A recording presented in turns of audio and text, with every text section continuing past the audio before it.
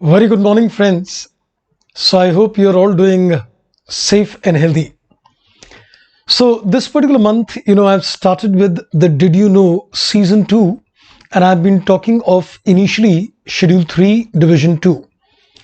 Last video, I made a discussion on Index 24, and something came to my mind that why not discuss, the key paras in terms of Index 24, which, consolidates all the pertinent information in terms of Index 24. So in this particular video, I'm not going to discuss anything specific as such, but what I'm going to do, I'm going to give you a chain of thought, which will give you a kind of a mind map related to Index 24, where you can start thinking that if you, deal with these particular paragraphs, what these paras are all about, and that would take care of your Index 24. Let's find this out in detail. Unacademy पर Sunday के Sunday 12 बजे intermediate के बच्चों के लिए एक competition होता है और इसके अंदर 1 करोड़ का स्कॉलरशिप पूल क्रिएट किया गया है। इसमें आपने सिर्फ कुछ नहीं करना, अनअकैडमी की ऐप डाउनलोड करनी है और उसके अंदर आपने संडे को 12 बजे एक टेस्ट देना है। उसके लिए आपको एक इनवाइट कोड चाहिए। मेरा कोड इस्तेमाल कर सकते हैं CAKB10। MCQ फॉर्मेट पर आपसे कुछ सवाल पूछे जाएंगे और इन सवालों के बेसिस पर आपकी रैंक्स डिसाइड होंगी और जब रैंक्स में आपके पास आएंगी टॉप 3 रैंक्स तो आपको पूरे 1 साल की इंटरमीडिएट की सब्सक्रिप्शन बिल्कुल स्कॉलरशिप के रॉम फॉर्म में फ्री मिलेगी।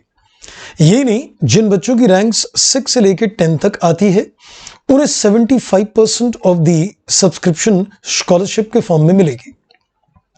सिर्फ यही नहीं, जिनकी रैंक 11 से लेके एल रैंक नंबर 50 आती है उनको भी 50% of the subscription, annual subscription scholarship के रूप में मिलेगी।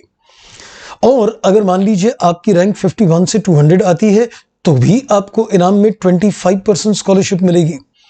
इसका मतलब करना कुछ नहीं, आपने डिस्क्रिप्शन बॉक्स के अंदर एक लिंक दिया है, उस लिंक को आप क्लिक कीजिए, अनअकैडमी ऐप डाउनलोड कीजिए, मेरा कोड इस्तेमाल कीजिए CAKB10 और इस कंपटीशन में भाग लीजिए Sunday to Sunday 12 o'clock.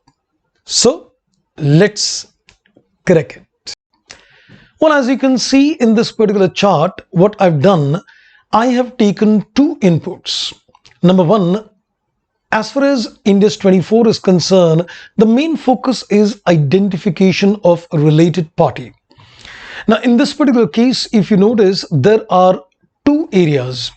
One is we are saying that what is included in a related party, and one is what is not included in a related party. Now, if you notice in Index 24, the para number 9 gives you the definition of what is a related party. But along with para number 9, you also need to make a reference on para number 12 as well. You can say the para number 12 is just a little clarification to the concept of the definition which is given in para number 9. So when you read para number 9 along with para number 12, you get a complete insight in terms of what is included in a related party. But there is an exclusion as well, cases where a related party relationship will not be established, and that is dealt in para number 11.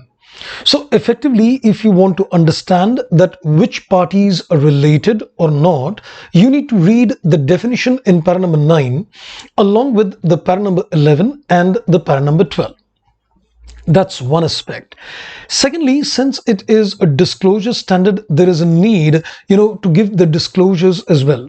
Now, there would be certain common paragraphs as far as disclosures are concerned. Like you can see in the list, the para number 18 and 19. The para number 18 is supposed to be the main para which tells you what are the disclosure requirements with reference to the related party transactions.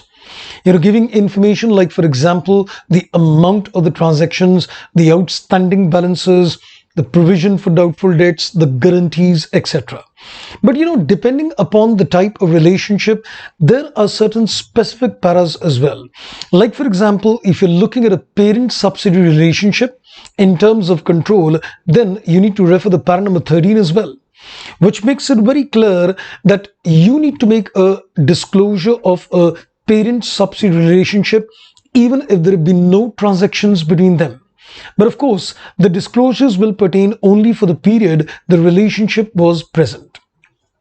Similarly, in terms of a KMP relationship, there is a specific guidance which is given in para number 17.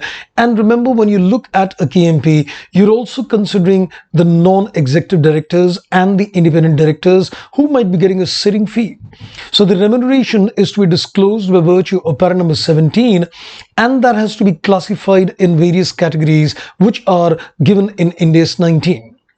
So this is one aspect, that is identifying whether the relationship is there or not, the para number 9, 11 and 12. Once the relationship is established, giving disclosures with reference to para 18 and 19, but certain specific paras in terms of KMP, para number 17, and in terms of control, para number 13. Then finally, the Ind AS 24 discusses the areas where the related party is established by virtue of para number 9 and 11. Rather, para number 9 and 12, but still there have been exemptions given from disclosure requirements under Ind AS 24, which deals with government entities having control over certain entity. Now let me also tell you that this is a case of a partial exemption, because if para number 25 is applicable, you are not required to give disclosures under para number 18, but at the same time you are required to give disclosures under para number 26.